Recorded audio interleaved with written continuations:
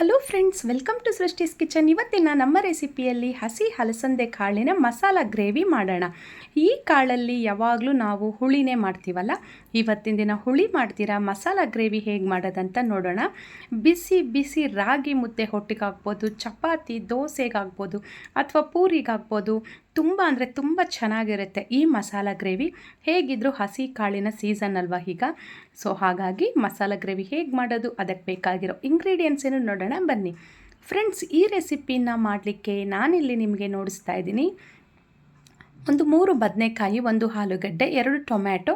ನಾನಿಲ್ಲಿ ಹಲಸಂದೆಕಾಯಿ 1 kg ತೊಗೊಬಂದಿದ್ದೆ. ಅದನ್ನು ಬಿಡಿಸೋಷ್ಟರಲ್ಲಿ ಇಷ್ಟು ಕಾಳಾಗಿದೆ ನೋಡಿ. ಈಗ ಕಾಳೆಲ್ಲ ಬಿಡಿಸಿ ರೆಡಿ ಮಾಡಿಟ್ಕೊಂಡಿದ್ದೀನಿ. ಈಗ ಸ್ಟವ್ ಮೇಲೆ ಒಂದು ಪಾತ್ರೆ ಇಟ್ಟು ನೀರು ಕುದೀತಾ ಇದೆ. ಕುದೀತಾ ಇರೋವಂಥ ನೀರಿಗೆ ಈ ಕಾಳುಗಳನ್ನು ಸೇರಿಸ್ಕೊಳ್ಳೋಣ.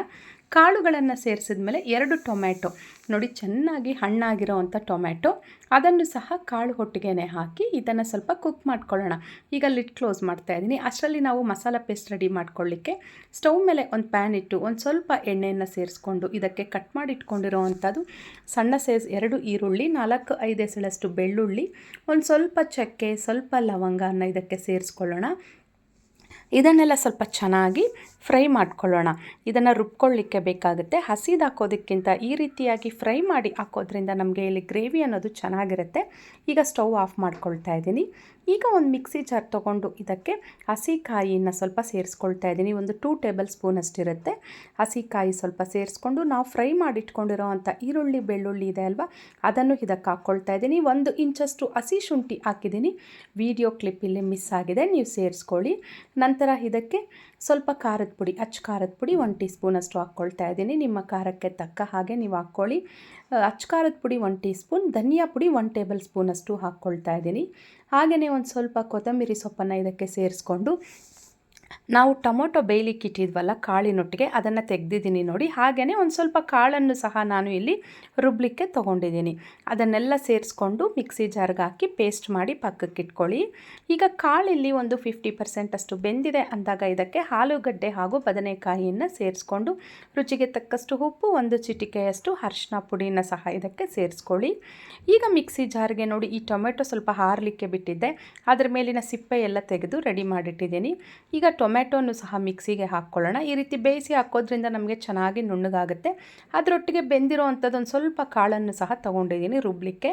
ಇದನ್ನೆಲ್ಲ ಸೇರಿಸ್ಕೊಂಡು ಮಿಕ್ಸಿ ಜಾರ್ಗೆ ಹಾಕಿ ಈ ರೀತಿ ಪೇಸ್ಟ್ ಮಾಡಿ ಇಟ್ಕೊಳ್ಳಿ. ಅಷ್ಟರಲ್ಲಿ ನಮಗೆ ಇಲ್ಲಿ ಕಾಳು, ಆಲೂಗಡ್ಡೆ, ಬದನೆಕಾಯಿ ಎಲ್ಲ ಸ್ವಲ್ಪ ಬೆಂದಿದೆ ಅಲ್ವಾ. ಈಗ ಇದಕ್ಕೆ ಈ ಮಸಾಲ ಪೇಸ್ಟನ್ನು ಸೇರಿಸ್ಕೊಳ್ಳೋಣ. ಈಗ ನೀರೆಲ್ಲ ಕರೆಕ್ಟಾಗಿದೆ, ಹಾಗಾಗಿ ನಾನು ಹೆಚ್ಚಿಗೆ ನೀರು ಹಾಕ್ತಿಲ್ಲ. ಮಿಕ್ಸಿ ಜಾರ್ಗೆ ಒಂದು ಸ್ವಲ್ಪ ಹಾಕ್ಕೊಂಡು ಮಿಕ್ಸಿ ಜಾರ್ನ ತೊಳೆದು ಸಹ ಇದಕ್ಕೆ ಹಾಕಿದ್ದೀನಿ ನೋಡಿ. ಕನ್ಸಿಸ್ಟೆನ್ಸಿ ಅನ್ನೋದು ನಾವು ಒಂದು ಸ್ವಲ್ಪ ಕಾಳು ಹಾಕಿ ರುಬ್ಬಿರೋದ್ರಿಂದ ಇಲ್ಲಿ ಕನ್ಸಿಸ್ಟೆನ್ಸಿ ಚೆನ್ನಾಗಿ ಗಟ್ಟಿಯಾಗೆ ಬರುತ್ತೆ. ಈಗ ಲಿಡ್ ಕ್ಲೋಸ್ ಮಾಡಿ ಇದನ್ನು ಒಂದು 15 ನಿಮಿಷಗಳ ಕಾಲ ಚೆನ್ನಾಗಿ ಕುದಿಸ್ಕೊಳ್ಳೋಣ.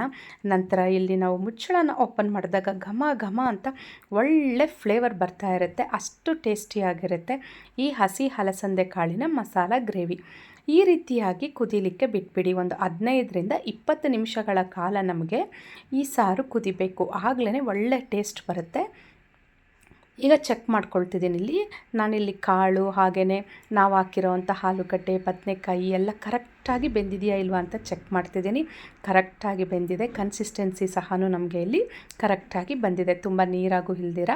ಈಗ ಇದಕ್ಕೆ ಒಂದು ಒಗ್ಗರಣೆಯನ್ನು ಕೊಟ್ಟರೆ ಆಯಿತು. ಒಗ್ಗರಣೆ ಸಿಂಪಲ್ ಸಾಸಿವೆ, ಕರಿಬೇವು, ಒಂದು ಸ್ವಲ್ಪ ಹಿಂಗು, ಎಣ್ಣೆಯನ್ನು ಸೇರಿಸ್ಕೊಂಡು ಒಂದು ಒಗ್ಗರಣೆಯನ್ನು ಇದಕ್ಕೆ ಕೊಟ್ಟರೆ ನಮಗೆ ಇಲ್ಲಿ ಬಿಸಿ ಬಿಸಿಯಾದ ಹಸಿ ಹಲಸಂದೆ ಕಾಳಿನ ಮಸಾಲ ಗ್ರೇವಿ ಸವಿಯಲು ಸಿದ್ಧವಾಯಿತು.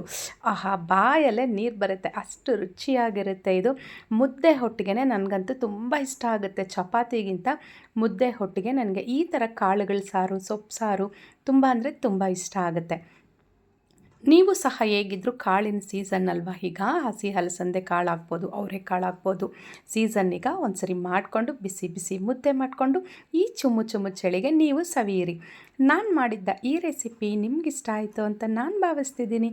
ನಿಮಗಿಷ್ಟ ಆಗಿದ್ದಲ್ಲಿ ನನ್ನ ಚಾನಲ್ಗೊಂದು ಲೈಕ್ ಮಾಡಿ, ಶೇರ್ ಮಾಡಿ, ಸಬ್ಸ್ಕ್ರೈಬ್ ಮಾಡಿ.